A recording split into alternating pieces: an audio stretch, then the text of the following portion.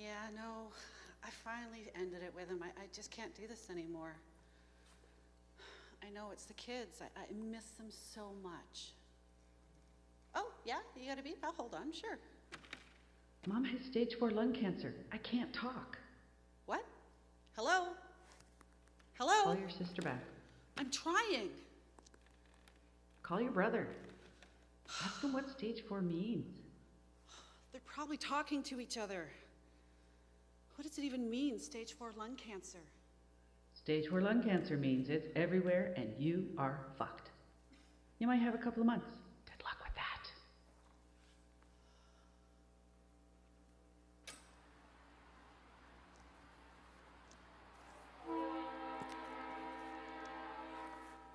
All aboard! It's time to leave Manitoba and grieve the relationship ending with your fiancé. Your future and dreams with this man are no longer possible. This is the only time to say goodbye and let it all out before you reach Ontario. How can I possibly speak about my passion and love when I'm grieving the relationship with my fiancé? My dreams are no longer possible with this man. My emotions, my feelings. Oh, Lord! It's time to leave Manitoba. Sure, go ahead. You have a few hours to check off those boxes. But don't forget, Melanie, you need a new job, a new home. You need to build a life for you and your kids. There's no room for your sadness. So you take a moment and then eyes forward. And you get to create a fresh start and rebuild. Ontario. It's a fresh start for me to rebuild my life with my kids, rebuild the woman, all of my dreams and my passions. I have faith, and I know I can do this, and I can accomplish anything at all.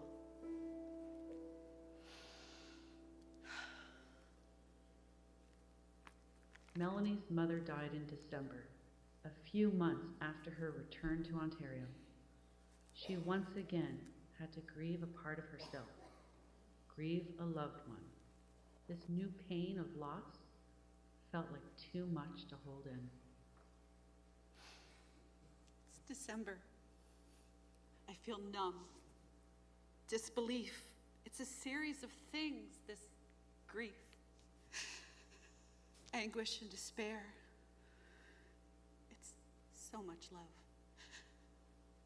It's like my skin has been ripped off and everything hurts.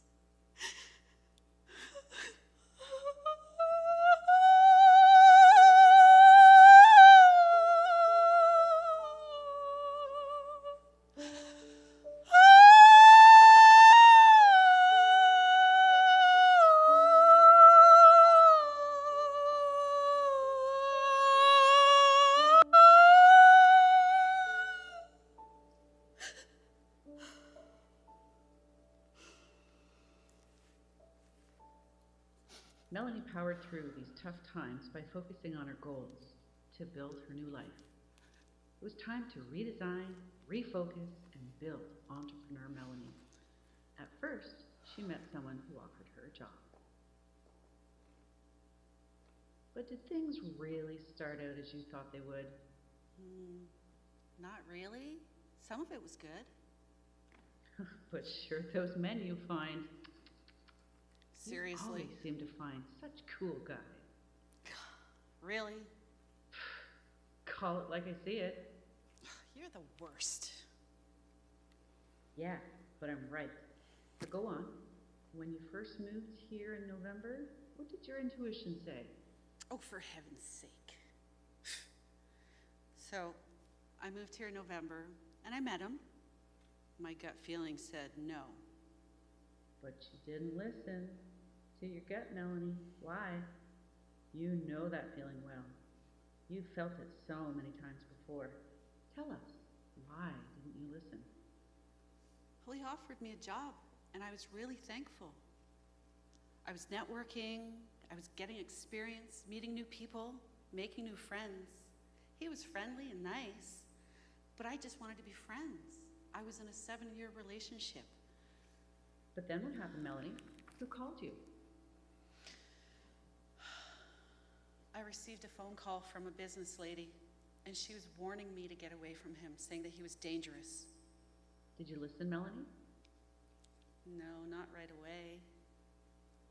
But in February, things take a turn. Tell us, what did he do? Well, he didn't pay me my last invoice.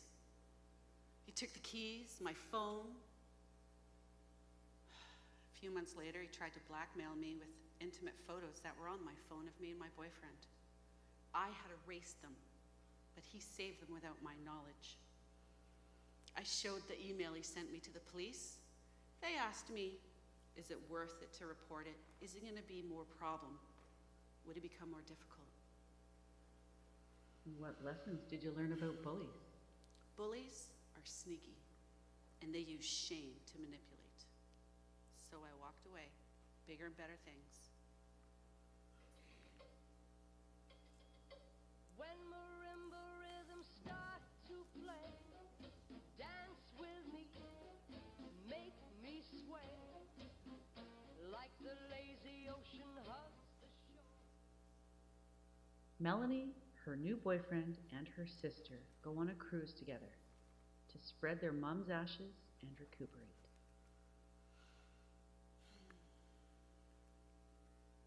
We danced. We tried many umbrella drinks.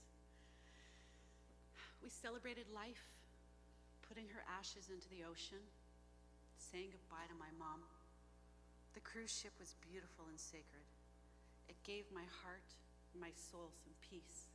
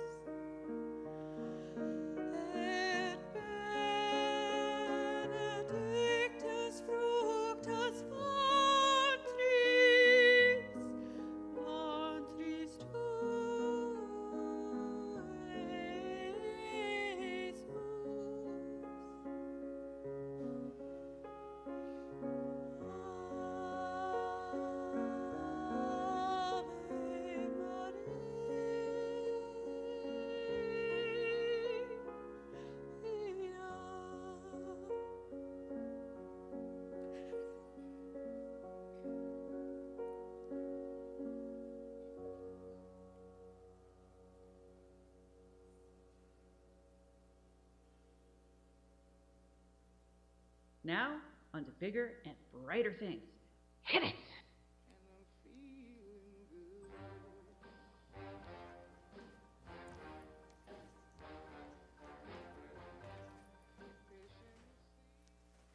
She begins to create the professional woman, an entrepreneur at heart that loves teaching and being on stage, just like she had done for the last 20 years. Melanie delighted in creating her best life. All of her passions came together with Next Step.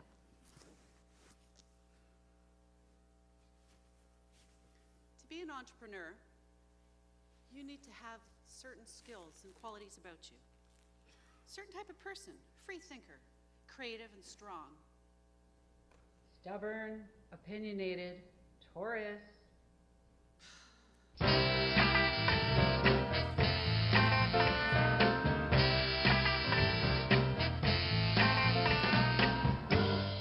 What you want, baby, I got what you need. Up next to the stage, we have Melanie from Next Step.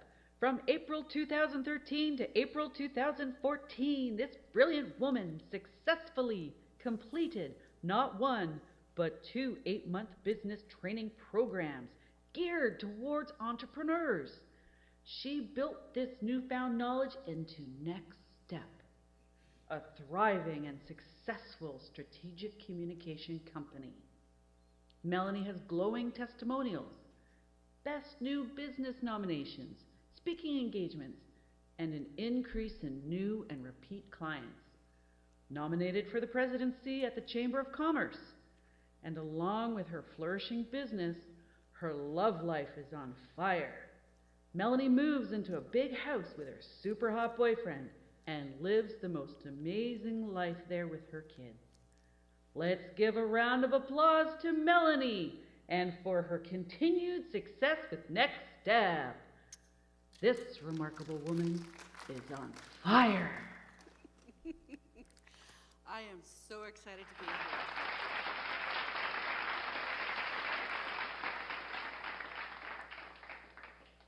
Next step. What is next step, you may ask?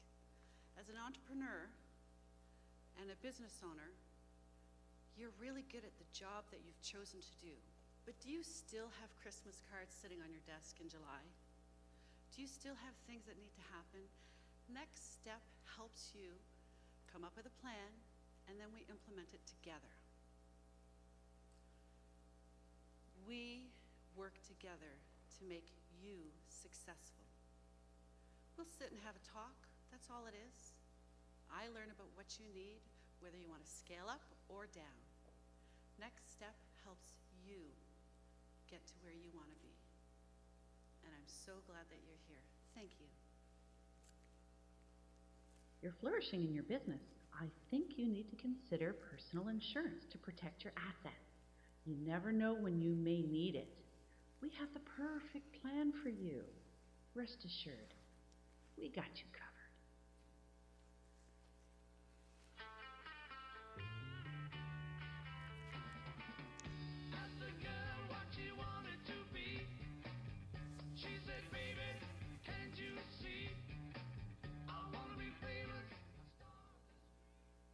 I'm driving on the 401. My boyfriend Richard and I, it's a beautiful day in May. I just turned 42. We've recently moved into our big home together. Kids are happy. I'm accelerating. Creature of habit. I'm 115 in the middle lane. I see a truck ahead of me. I accelerate, go around, and as I'm passing this truck, I see this car behind me, and it's coming up so fast. I know it's gonna hit me, and I turn to warn my passenger.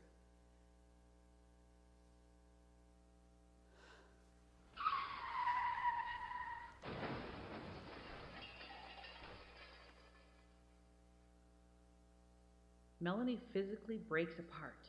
Burning pain came up her neck as her muscles ripped around the side of her head and into her left eye socket. Pain in her right jaw, like she had been punched. Actually, she was hit in the head by a car. Her head was turned to warn her passenger and forced unnaturally farther. There was no time to speak, and her molars broke. Searing pain, as if a hot poker had been stabbed into her eye.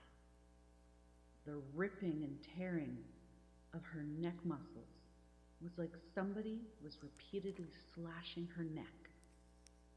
Their car was written off, just like Melanie and Richard's body. It's almost 10 years later, and they still both require ongoing weekly treatments for physical and mental pain.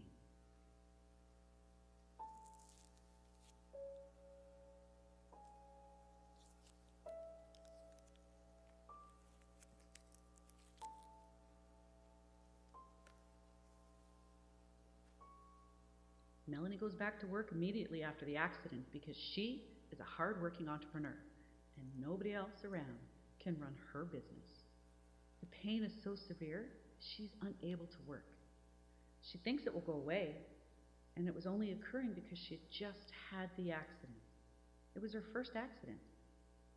Melanie believed she would be better within a few months.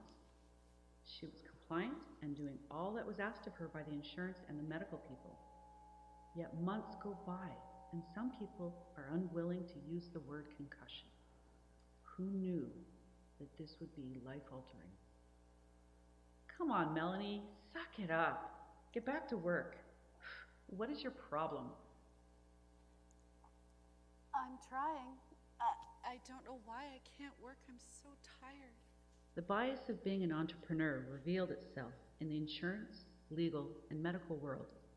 She went from working 80 hours to 10 hours a week for months. That might be possible for someone with job benefits, but not a business owner.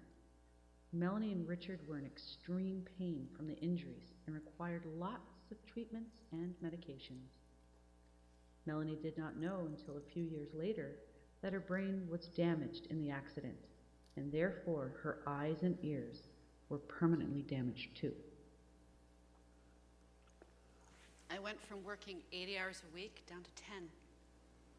That might be okay if you have benefits, but as an entrepreneur, if you're not working, your business is not growing and you're not making money. I tried really hard to continue to survive. I couldn't move. I couldn't think. The pain was unbearable. Treatments for my boyfriend Richard and treatments for me. My doctor saw a decline and kept requesting more help from the insurance. And he would ask me about my pain. Let's talk about pain. Melanie lost one of her greatest assets that day. It was her ability to explain things and problem solve. There was no more networking as her balance and nervous system were affected. Yet she didn't have the language to explain what was happening to her body. I had troubles walking down hallways. Balance. I couldn't stand at the sink to wash dishes. Stairs, going up or down. Things aren't right, and yet I can't explain them either. Like many of us, Melanie thought it would be all right, and insurance would step in and help. I thought my headaches would go away. I thought my balance would get better. I thought I would get better. This was my first accident. I thought insurance is there to help me. To help, that's why we pay, right? Silly, silly girl. You know that you don't need to hit your head to have a concussion, a brain injury.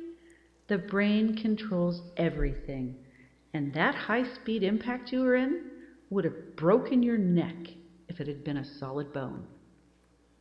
Of course they will fight you and minimize your injuries, follow you with surveillance and deny your treatments until you are emotionally and mentally broken without the ability to fight. That's what insurance does. Congratulations. Overnight, the same business, next step, that Melanie was successful at was now difficult to run, and by the end of 2014, she was unable to do all that was required to run her business. So what does Melanie do to take her mind off her worries? Melanie and her sister decide to take another holiday together, this time to Egypt. Melanie has an amazing time returning to Egypt and bonding with her sister. It was fun, relaxing, just what the doctor ordered. During this time, she connects with Sexy and Wealthy in Heels, and it brings her great hope for the future. Melanie returns back from Egypt, and her internal dialogue is hopeful. Her trip has revitalized her, and she feels confident and ready to go. and I'm feeling good.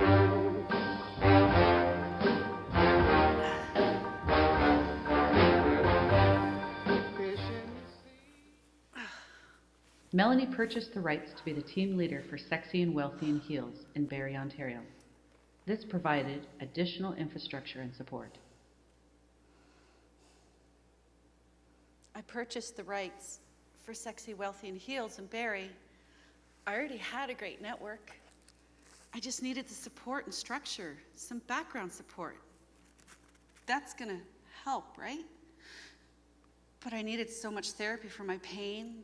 My memory's not working how it used to, and I can't focus on anything. So I shared my concerns with the leaders of Sexy, Wealthy in Heels. Oh, wow, you must be getting better. Couldn't have been that bad. You just got a mild concussion. How long did they last for? You have insurance, right? If your concussion lasts longer than 6 weeks, it becomes post-concussive syndrome. My insurance company didn't cover post-concussive syndrome. They don't cover syndromes. They also accused me of lying. Honey, you are in big trouble. You have no idea how much trouble you are in.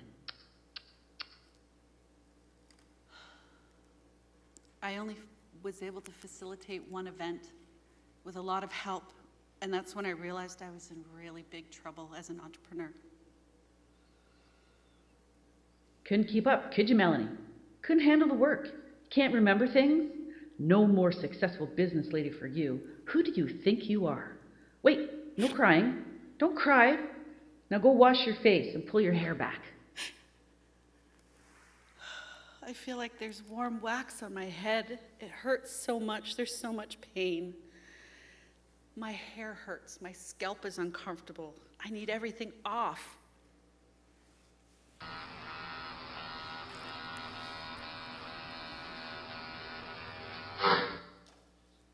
Later, Melanie learns this is a common response from the inflammation from a traumatic brain injury. Her nervous system also became dysregulated, including blood pressure, body functions, and temperature issues.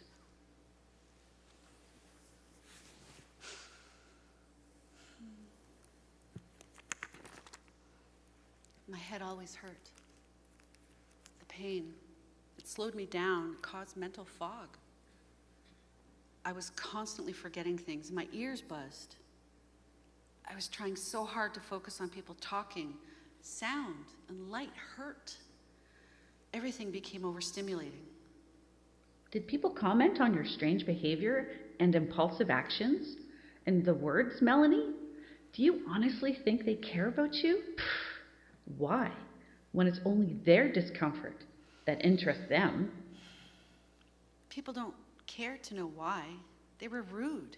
They would feel the need to say, "Oh, I forget too, you know." They called me impulsive, and I found it so hard to continue to be an adult. I started to feel angry all the time. Hard to be an adult, huh? Angry all the time? What about your relationship with Richard, the one in the accident with you? What, it's been 2.5 years together now? Yeah, we were together for 2.5 years, my relationship, and I asked Richard to move out in May.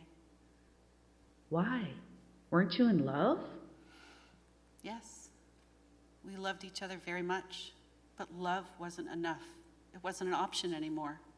I was trying so hard to survive that I couldn't care for one more person. Before the accident, we could hang out, my kids and Richard and I, but now I don't even have energy for myself, not anyone, no one. My kids had to fend for themselves. Not enough resources, huh? Well, get another job. I was in a financial mess. My excellent credit was in jeopardy. And I continued to struggle to do my job. So I started cleaning houses and picking up dog shit. Whoa, you went from a superstar business lady to picking up dog shit? Sounds like your life completely fell apart. What a shit show. That's shitty. Pun intended. What helped? Did anything help? Familiar activities? Well, as suggested by the doctors, they said try things that are familiar. So I went to the gym. I started dragon boating again. My doctor wanted physiotherapy and chiropractor and personal trainers. And he wanted things to help me get better, but unfortunately, the insurance kept denying my treatment. They kept denying the help. And I got more bills and more bills. My days were spent in darkness, trying to reduce my pain so I'd have moments of being alive. And it was during the fall of 2015 that my father passed away from complications of diabetes. Melanie struggles to walk and stand still. She was told platitudes again and again. Things would go to a new normal. This was just post-concussive syndrome. And nobody was able to give her an idea about recovering back to functional and independent. I can't even run a database job. I don't know what shows I've watched or what training videos, because I forget what I've seen. I don't remember appointments. I forget conversations with family and friends. What the hell is going on? What about my kids?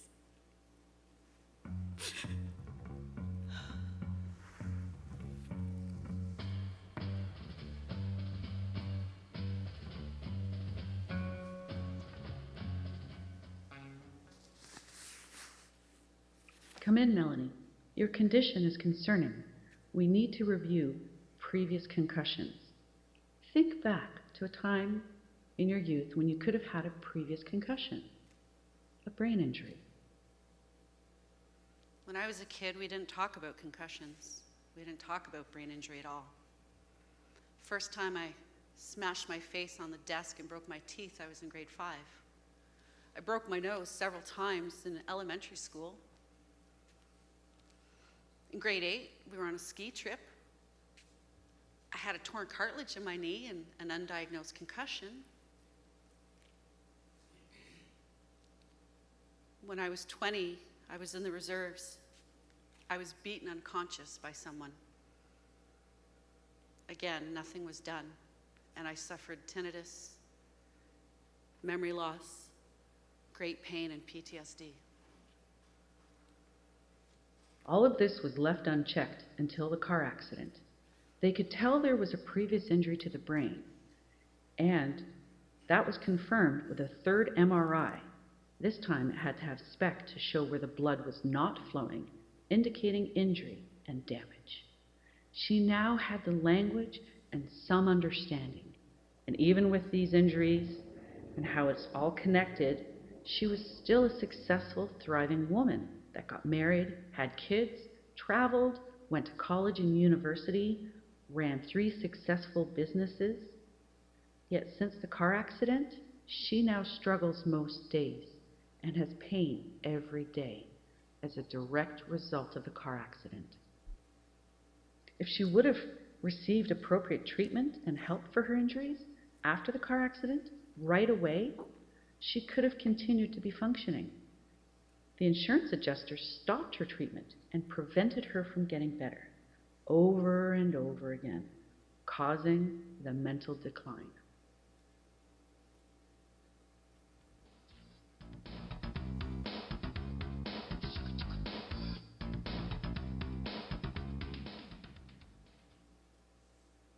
In 2016, Melanie connected with a previous friend and client. While there, he asks if she could run the cafe at his dealership. Yes, of course, absolutely. Yeah, right. Unbeknownst to Melanie, insurance had started video surveillance. Doing her best and being professional while struggling with all aspects of running the cafe, she was fired 8 months later. It was during this time that the neurosurgeon, concerned with her ongoing decline, referred Melanie to the local health integration networks to get Melanie some much-needed assistance. As if this was not enough to deal with, Melanie lost her balance again and badly sprained her ankle and broke it. Why can't I do something as simple as run a cafe? I can cook. I have customer service skills. I never had problems before. By now, 2 years after the accident, Melanie has seen a neuropsychologist, had several visits with a neurosurgeon at St. Michael's Head Injury Clinic. Melanie had multiple visits with her family doctor, started to work with a social worker and an occupational therapist. The insurance had been denying her treatment requests that resulted in reduced mobility, chronic pain, and increased her suffering. Her body and mind continued to decline as her nervous system was in a constant state of fight or flight, trying to survive.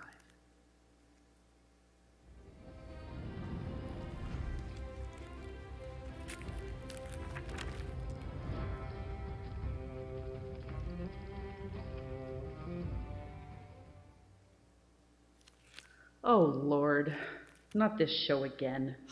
Yeah, it's my favorite. Oh, I know. Okay, we're watching season 6, episode 4. We already saw this. Shh, let me watch the show. Melanie, we already watched this episode last night. You don't remember? What's wrong with you? We literally talked about it yesterday. How can you not remember yesterday? I can't remember things. I can't learn new things. My brain, my ears, my eyes, they're not connecting. My brain, memories.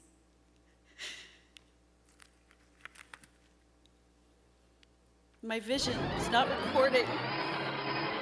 It's not recording. This is what was later called the light bulb moment, when Melanie slowly pieced together the challenges that had started after the accident. A couple years later, a neuropsychologist would confirm that her visual and verbal processing was damaged, and that was showing up on testing she went for. She went from the 90th percentile on the bell curve down to the 1st percentile when it came to visual memory. Now it makes so much more sense. Now I can understand what's going on a bit better. I'm not going to beat myself up anymore. I'm not going to be mad at the kids for not telling me things, not being able to remember client meetings. My family doctors got me on a dozen medications. My body's breaking down. My pain's not getting any better. My mental health is declining. Melanie applied to many jobs and was hired to work at 3 different companies in 2017. Her resume was impressive, and yet had to ask for significantly less money now, as her abilities were not matching her resume, and she knew that. Each job loss compounded the fear and hopelessness. I worked in lower level positions, well below my experience and compensation level, as I knew that I was injured and I couldn't manage the demands that I used to. As a person with a disability, I was attentive to the needs of my employers and myself. I needed more time to do things, to learn new things that I didn't before. I couldn't be in a room with lights on. I became overwhelmed with sound, easily.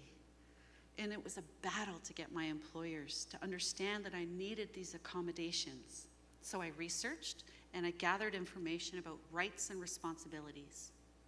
Are we going to have a problem with this document? No, not at all.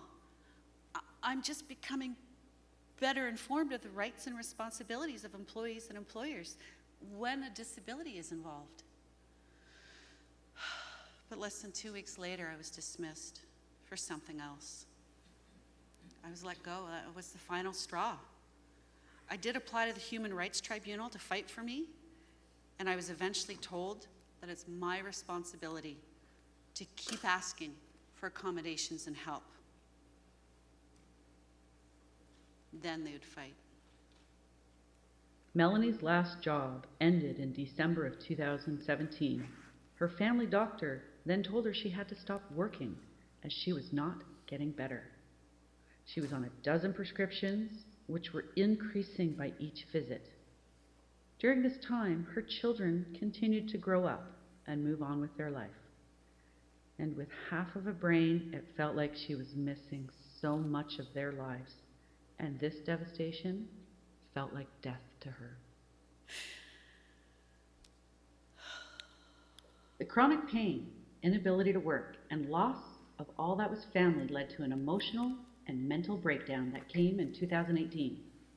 It was at this time Melanie saw another neurosurgeon and started getting brain injury specific help. Though Melanie was diagnosed as diabetic in 2015, it wasn't until 2018 that her blood sugars went from an average of 7 up to 20 or more due to the incredible stress on her body. Her extreme pain was preventing her from sleeping, and the medical field diagnosed her with severe sleep apnea. It was during this time, without the possibility of work, that Melanie now had to navigate the social assistance system. Phew! Can you imagine?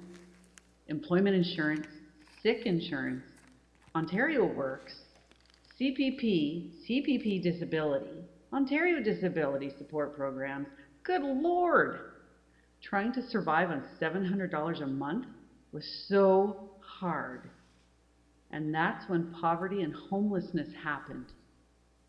To have hope and belief dry up left Melanie hollow and broken. In the fall of 2018, Melanie stayed with friends, and she realized the people we surround ourselves with while recovery is crucial. Kindness and toxic traits are contagious, and cockroaches come in many sizes. A loving face from her past came to visit Melanie, and she found sanctuary with Richard. In 2019, I found sanctuary with Richard, the man who I was in the accident with. He was horrified at my decline. I now had a stutter. I was experiencing homelessness, addictions, and ongoing struggles. I felt safe, and I could focus on getting better. The insurance company again sent surveillance to follow, this time both Richard and I. After getting confirmation that my vision was further damaged by the car accident, it was too much for me to get one more denial letter. And in July, I sliced my wrists. I self-harmed. I felt no hope. My needs were denied again. I was later assessed and found to be catastrophically impaired. And the insurance company agreed that I was mentally damaged. But I didn't meet the criteria for my body injuries, and several of my injuries hadn't even been identified by that time.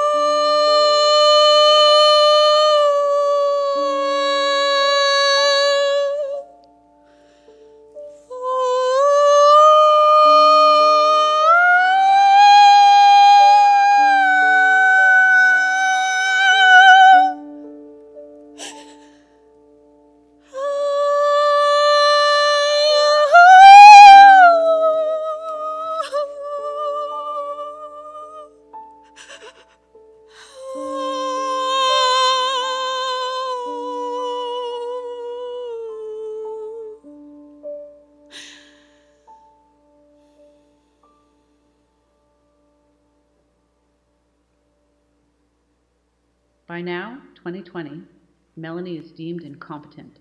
She is catastrophically impaired and needs ongoing treatment just to exist. Melanie gets shingles and her body is covered in welts from stress. She moves to Oakville to attend a hospital-run pain clinic for a month. It was during this time that another lawyer voiced her concerns that Melanie is unable to focus and keep things straight. Her sister becomes her legal guardian during this time period, ordered by the court. This is also when COVID was identified, and this created more challenges getting treatments. Melanie now receives vision therapy, has a confirmed brain injury, and is in desperate need of help due to her emotional and mental decline. Zeus, a 5-year-old German shepherd, comes into Melanie's life as a support dog and greatly improves her capacity to walk again. And in May, Melanie was brought to the hospital after a frantic call from one of her healthcare providers, and she is detained in a 48-hour psychiatric hold, and then enrolled in a 6-week recovery program. At the same time, the legal guardian concerned with Melanie's mental decline accepts the offer of $500,000 from the insurance company, half of which she is entitled to for a lifetime of care and treatments, some of which had yet to be acknowledged or confirmed.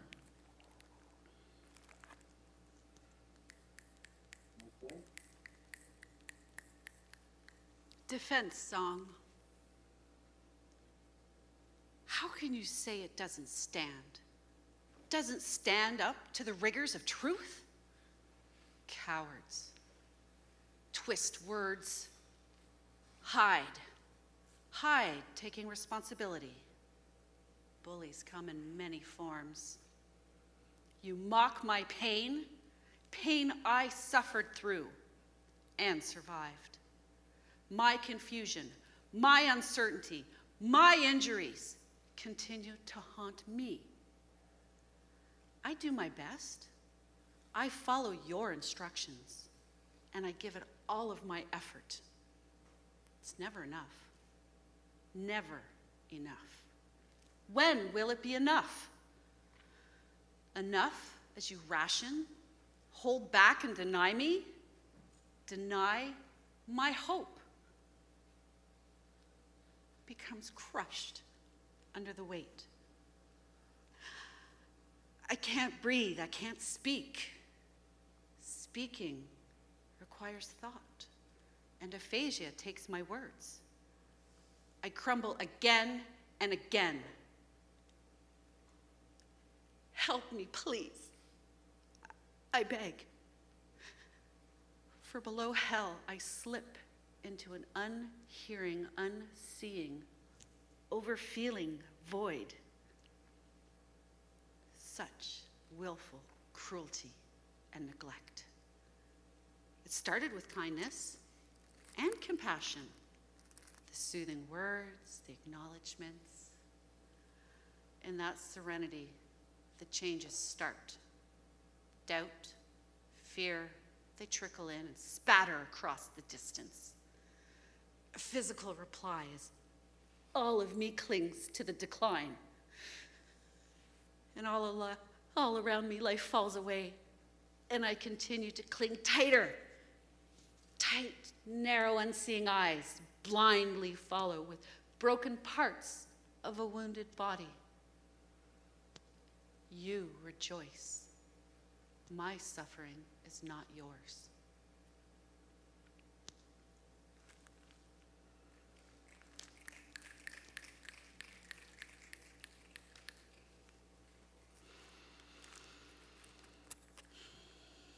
The strength that I have to stay connected, to continue healing, stems from my connection to the universe. Since childhood, I've had a different way of looking at things. As a young child, I would see and hear things and not understand them.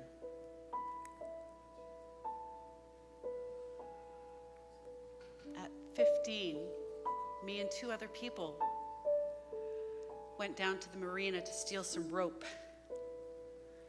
But to get to the marina, we had to park our bikes in the grass and walk across the rifle range. So as we were coming across the rifle range, there was a glow and a hum. I'll never forget that sound. And as we got closer to the butts of the rifle range, that glow was brighter.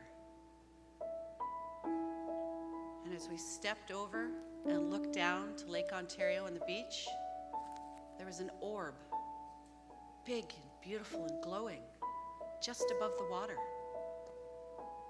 And it was humming.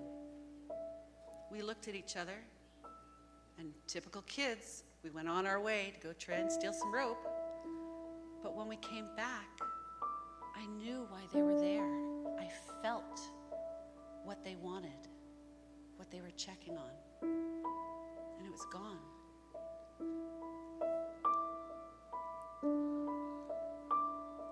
It's commonly said that giving birth will change a woman. In my 20s, after delivering my daughter, after 3 hours, the first words I hear, "Oh my God." She was born without hip joint on the one side of her body. Her leg had been up like this when she was inside of me, and when she came out, it caused it not to create a hip joint. So that obvious challenge was corrected in about 6 months. She wore a harness.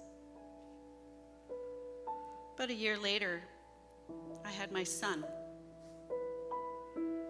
I had lots of complications because I was a gestational diabetic. And he was born many weeks early, about 12 pounds. And that 1 hour of labor, I hemorrhaged, and I almost bled to death. If it wasn't for a friend in the room to bring attention to the doctor about my lifeless body, he may have missed me. But at that moment, I left my body, and I was above, looking at what was going on. Couldn't hear or feel anything. There was no pain. And then there was a moment, and I was yanked back into the body. Turns out that my son was born hearing impaired. It took me years to convince the medical field that he had something wrong with his hearing. We learned a little bit more about communication at that point. In 2001, I became very sick and I was hospitalized with SARS.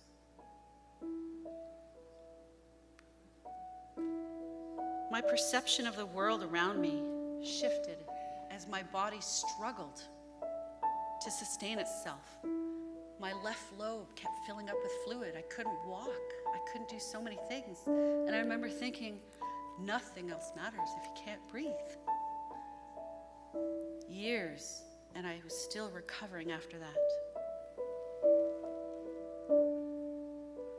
Even with all of that, I still accomplished a 4-year honors program in 2.5 years.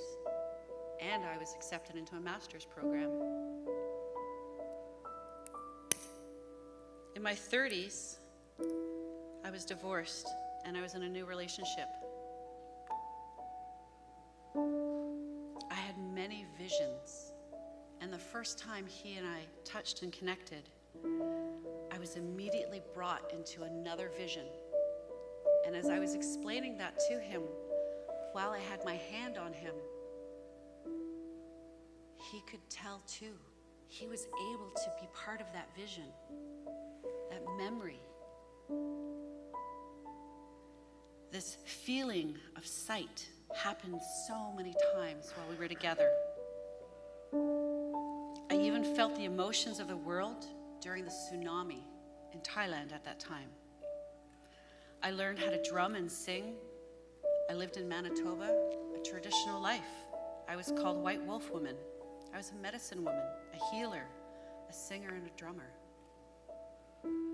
This deep connection with myself during these periods in my life gave me strength now when I'm suffering. And it's the spiritual connection that started in my childhood that's allowed me to realize that there's more to the universe than what we can even understand or believe. And that has stayed with me and powered me through these difficult times.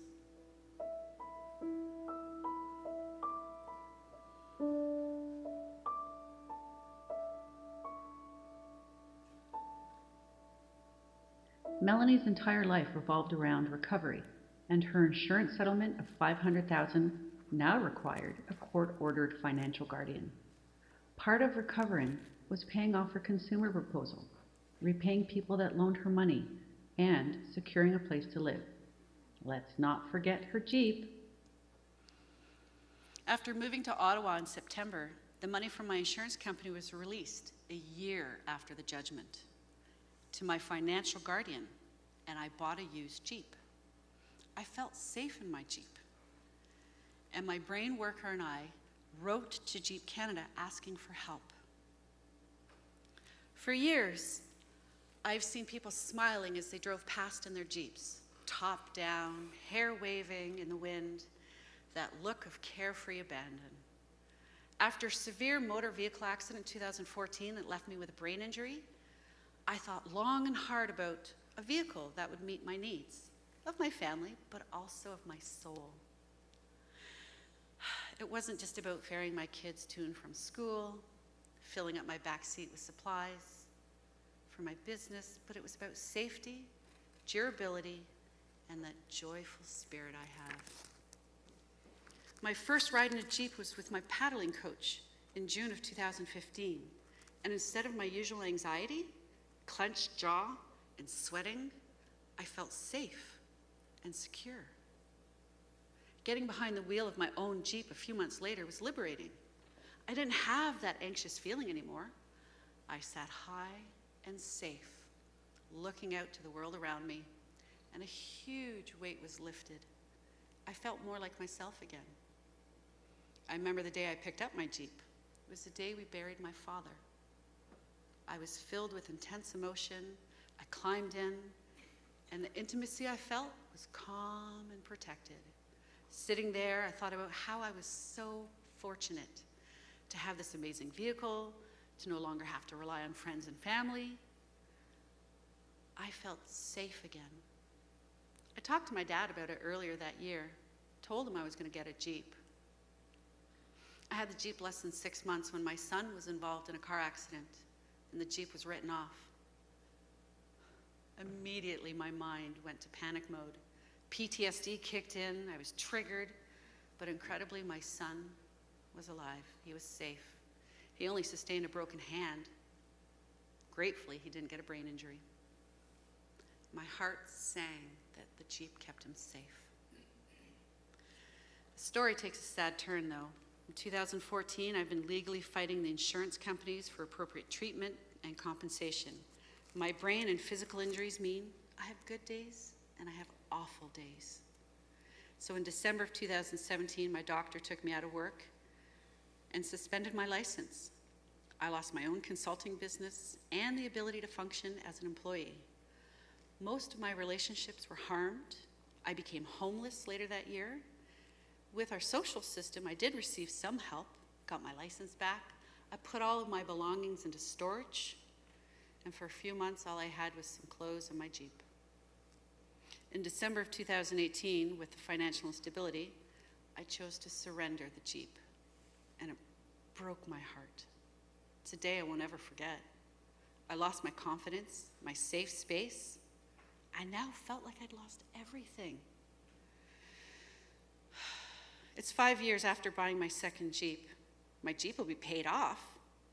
And when I pay off my consumer proposal, it's bittersweet because I should have a Jeep, but I don't. I hope that this letter inspires the person reading it at Jeep Canada and that you're moved by my story. Being part of the Jeep family means so much to me. I'd like to ask for your help. Consider my needs. I have diligently made payments for 3 years, even after it was repossessed. And the balance owing will be paid in full when my consumer proposal's done. I hope you will consider what I've endured and recognize the hard work.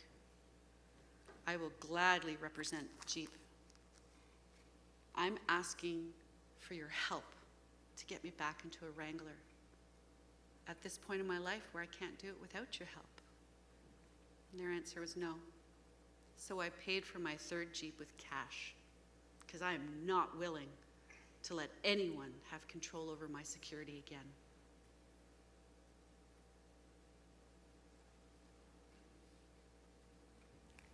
I can see clearly now the rain is gone.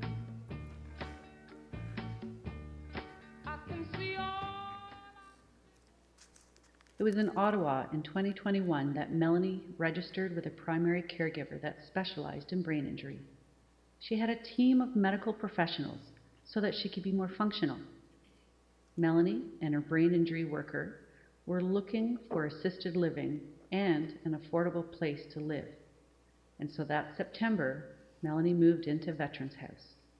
This was a residence for veterans at risk of being homeless, and everyone was struggling and wounded in different ways. Being in this environment triggered fear, loss, and her already fragile nervous system again collapsed. This fueled Melanie to finalize her move to Nova Scotia, a dream she had after visiting her kids in 2019. In September of 2021, I had my 5th neuropsych assessment. And when that was done, I drove here to Nova Scotia. During my previous trip, I couldn't drive, I couldn't do anything. The pain was so bad. Yay! We're going back to the ocean. I love the beach. You're not coming. Why? You need me. We just finished the trial together. I'm healing, and I need to be in Nova Scotia for my healing to continue. My chapter with you is through. Presently, I work here at the Astor Theatre part-time, a couple of days a week. I work at Hell Bay on Saturday night. It's taken a lot out of me. I haven't worked in years, but I love feeling useful again. I love working with people that are flexible and are understanding. Yes, afterwards, my body and my head and my neck, even my brain hurts. So I need to keep myself healthy and mobile. I get several treatments a week. I have vision therapy. I've started to recover. I have mindfulness every day. And being here in Nova Scotia, where it's quieter, slower, and smaller, my nervous system has started to recover. I'm able to function better. As a result of driving less, my body continues to heal. Yes, I have impaired vision and hearing, and movement hurts. So when you're in recovery, they say, have fun. So I've joined darts, pickleball, and I live in an apartment that has 13 red stairs that I have to go up or down to go anywhere. But I smile because I can do it, and I can take my time, and my dog helps me. For all of your needs to be met and the correct treatment, we also have to believe that we can get better. Yes, we can, and it takes time.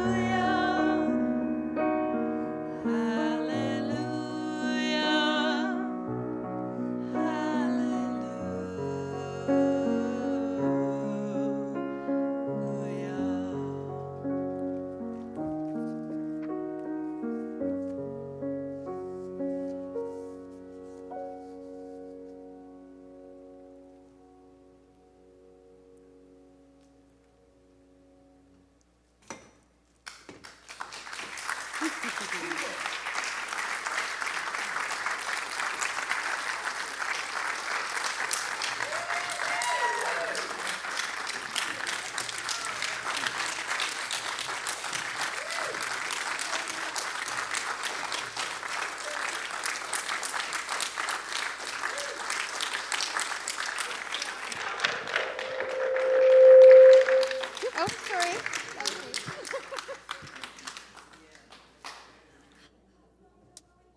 Aw. Oh, thank you. Envious. They're from Dell. These ones are from Dell.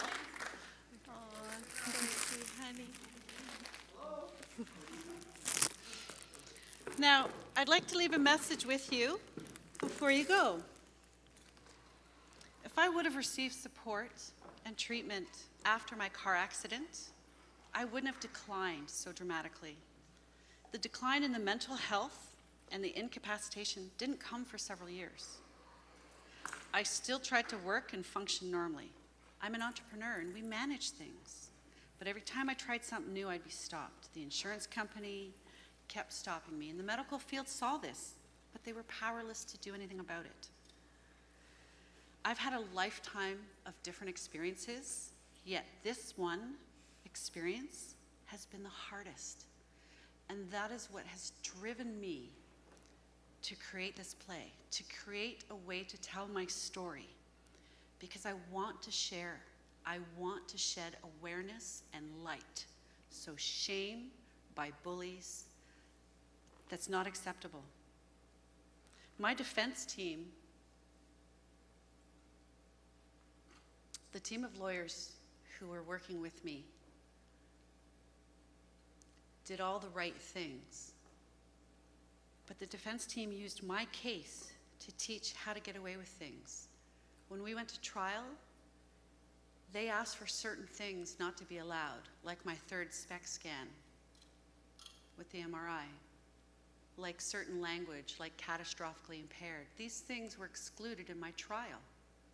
How does things like that happen? That is why it is so important for us to share and for us to talk. They brought things into the trial, like my postpartum depression. You may wonder why this had such a scope of my life when it's just my car accident. The people who were trying to save money, the defense team, brought up my postpartum depression. They brought up creepy stalker man who tried to blackmail me. All sorts of things to show that it was not the injury, but other things that made me incompetent. There are many people that have helped me to get here onto this stage today. My family, my children, my daughter Lavina and my son Matthew, my siblings, Sue, Liz, and Simon, my friends. I've had so many friends come in and out of my life over the last 10 years. I have lived in 2 provinces and had over 17 moves. My production team, Lovey Mead, the director, Miranda,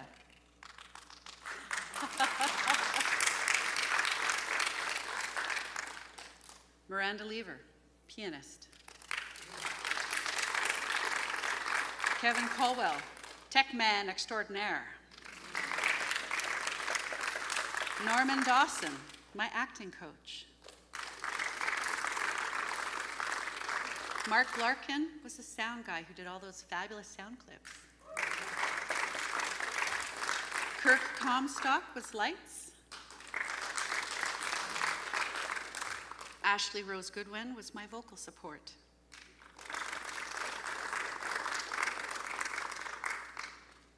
Now understand, when you get an injury of your neck, it affects how you breathe.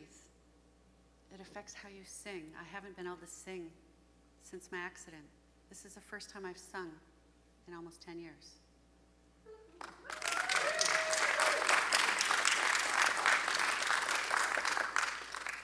There were times where I couldn't even swallow.